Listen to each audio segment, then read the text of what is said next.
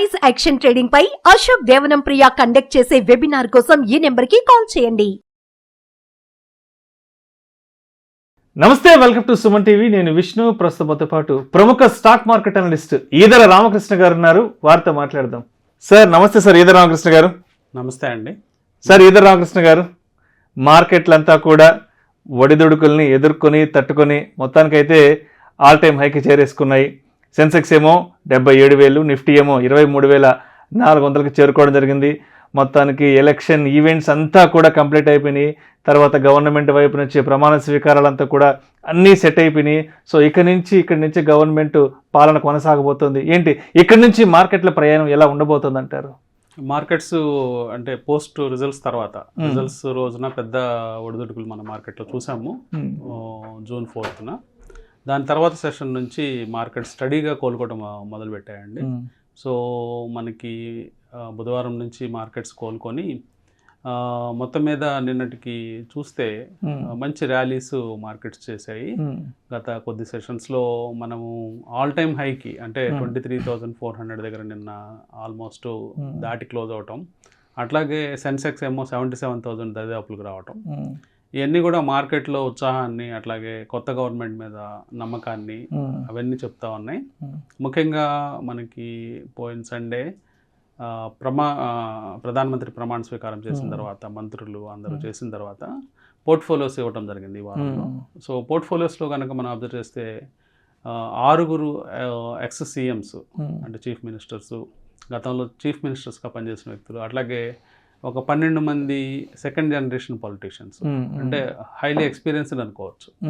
అంటే చిన్నప్పటి నుంచి వాళ్ళు పొలిటికల్, అలాగే ఇంట్లో వాతావరణంతో పెరిగిన, అంటే మంచి రాజకీయ నేపథ్యం కలిగిన కుటుంబాలు ఇవన్నీ ఇవ్వడంతో మనకి భవిష్యత్తులో అంటే ఇక్కడి నుంచి కూడా ఈ పాలసీస్ అనేవి కంటిన్యూ అవుతాయని, ఆ పాలసీ కంటిన్యూషన్ ద్వారా ఇండియాని నెంబర్ 3 ప్లేస్లోకి, జీడిపి పరంగా నెంబర్ 3 ప్లేస్లోకి తీసుకెళ్తారని మనం నెక్స్ట్ 5 yearsలో ఎక్స్పెక్ట్ చేయొచ్చు.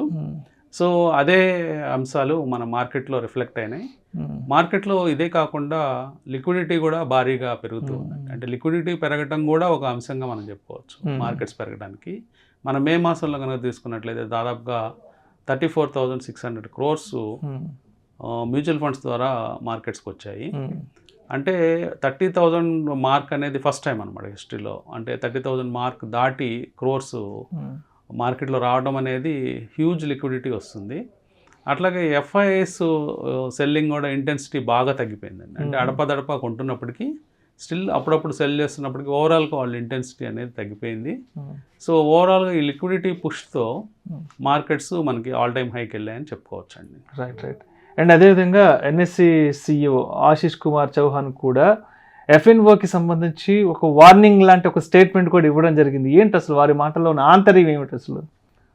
అంటే ఆయన ఒక ప్రెస్ మీట్లో చెప్పడం ఏం జరిగిందంటే, ముఖ్యంగా డీప్ ఫేక్స్ భారీగా వస్తున్నాయండి. డీప్ ఫేక్స్ వల్ల ఈ సెలబ్రిటీస్ని, అట్లాగే పాపులర్ మెంబర్స్ వాళ్ళు ఆర్టిఫిషియల్ ఇంటెలిజెన్స్ ద్వారా వాళ్లే మాట్లాడుతున్నట్టుగా భ్రమింపజేసేటట్లుగా, మీరు ఈ షేర్ కొనుక్కోండి.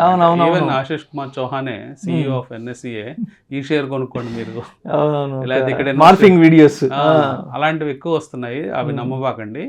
జనరల్గా మా స్థాయిలో ఉన్న వ్యక్తులు జనరల్గా షేర్స్ చెప్పడం జరగదు, అట్లాగే రికమెండేషన్స్ ఇవ్వడం జరగదు అని ఈ విషయాలు ప్రస్తావిస్తూ మార్కెట్లో యాక్టివిటీ బాగా పెరిగిపోయింది. ఇన్వెస్టర్స్ విపరీతంగా రావటం, పర్టికులర్గా 2019 తర్వాత మనం డేటా కనుక తీసుకున్నట్లయితే ఇన్వెస్టర్స్ భారీ ఎత్తున వచ్చారండి. అంటే మనము ఈ డేటాలో 2019లో మొత్తం ఆ సంవత్సరంలో 217 లక్షల కోట్ల రూపాయల వ్యాపారం F&Oలో జరిగింది. అదే మనకి ఇప్పుడు 2024లో వచ్చేటప్పటికి 1 year డేటా తీసుకుంటే అది 8,000 పైచిలు కోట్లకి పెరిగిపోయింది. అంటే 40 times ఇంక్రీజు కేవలం F&O సెగ్మెంట్లో పెరిగిపోయింది. క్యాష్ మార్కెట్లో ట్రేడింగ్ విషయానికి వస్తే 1,00,000 కోట్లు ఉండేది పూర్తి సంవత్సరానికి, 1,00,000 కోట్లు ఉండే వ్యాపారం 330 లక్షల కోట్లు అయింది. అంటే 330 times క్యాష్ మార్కెట్లో ట్రేడింగ్ పెరిగింది. సో ఇవన్నీ కూడా కొంచెము అలార్మింగ్ సైన్స్గా వాళ్ళు తీసుకోవడం జరిగింది. NSE కానీ SEBI కానీ ఇంత పెద్ద ఎత్తున ట్రేడింగ్ చేస్తున్నారు, అదిగాక ట్రేడర్స్ లాస్ట్ ఇయర్ ఇచ్చిన రిపోర్ట్లో డేటా చూసుకున్నప్పుడు ఎక్కువ మంది ట్రేడర్స్ 2019-20 తర్వాత యాడ్ అయిన వ్యక్తులు మాత్రమే ఉన్నారు. అంటే 7 లక్షలు, గతంలో 7 లక్షల మంది ఉండే ట్రేడర్స్ ఇప్పుడు 50 లక్షలు దాటిపోయారు ట్రేడర్స్ ఇండియాలో.